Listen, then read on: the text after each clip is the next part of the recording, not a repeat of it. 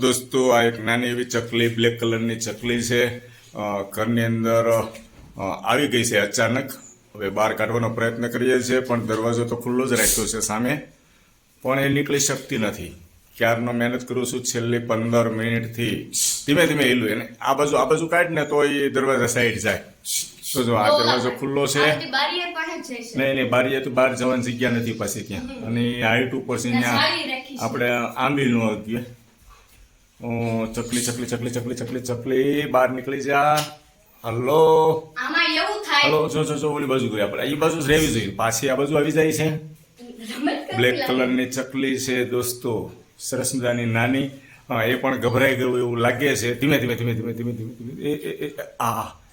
એ બારીએથી બહાર જવાનો પ્રયત્ન કરે બારી તો બંધ છે અહીંયા દરવાજો ખુલ્લો છે ત્યાં જ એમને જવું પડશે હલો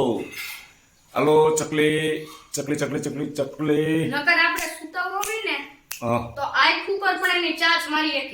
નહીં કાંઈ ન કરે પણ અહીંથી હમણાં બહાર નીકળી જાય એ સાઈડ જાય ને ખૂણામાં ત્યાં જ છે પછી બોલે ખૂણામાં હલો ચકલીબેન એ બસ ત્યાં રહે ને ત્યાંથી નીચે જાય તો વહી જાય બસ જો પાછી આ બારીમાં ગઈ હવે તો થાકી ગયા હો ખરેખર એમાં શું છે દોસ્તો આ ગરમી છે ફૂલ પંખો ચાલુ કરવો છે પંખો ચાલુ થઈ શકશે નહીં કેમ કે જ્યાં સુધી ઘરની અંદરથી ચકલી બહાર ન નીકળે ત્યાં સુધી ફેન કેમ ચાલુ કરવો જો ગમે તેમ ઉડે તો પંખામાં આવી જાય બરાબર ને એલું જો બસ એ બાજુ રહેવી જોઈએ આ બાજુ આવી પછી ફરીથી ચકલી હલો હવે જોઈએ છે ભગવાન દાદાથી નીકળે છે કે નહીં કેવી રીતે નીકળે છે મનસુખલાલ હે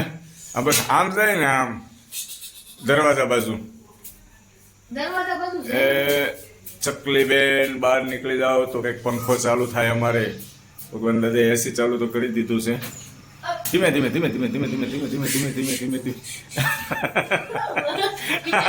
આ ચકલી ધંધે ચડાવ્યો હે બ્લેક કલરની છે જો આપણા કંટ્રોલમાં નથી મને ખબર નથી પડતી બારી જ પકડે હું મોબાઈલ પહેરી થાકી જો હવે ત્યાંથી નીચે જાય ને તો થાય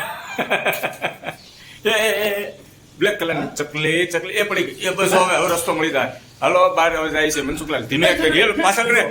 હામો આવ્યો પાછો તું મારવાની ધીમે જો આ બ્લેક કલરની ચકલી પડી જાય ઘાંઘી થઈ ગઈ છે થાકી ગઈ છે બિચારી ધીમે પકડી લો પકડીને ધીમે બહાર મૂકી દો મનસુખલાલ બતાવો તો મનસુખલાલ પકડી લો ધીમે એક જઈને અરે ક્યાં ગઈ એ તો આવી જાય હાથમાં આવી જાય મનસુખલાલ લઈ લો ધીમે એક દે ભગવાન દાદા આ ચકલી ધંધા સડે ગઈ ઉડી ગઈ જો ગઈ જો જાય ભાઈ બ્લેક કલરની ચકલી છે બ્લેક ક્યાં ગઈ જોરે દીદી પાસે આવી બસ હવે વહી ગઈ ઉડી ગઈ ચાલો વેરી ગુડ અમે અડધી કલાકથી ચકલીને કાઢતા હતા બહાર અટવાઈ ગઈ હતી બિચારી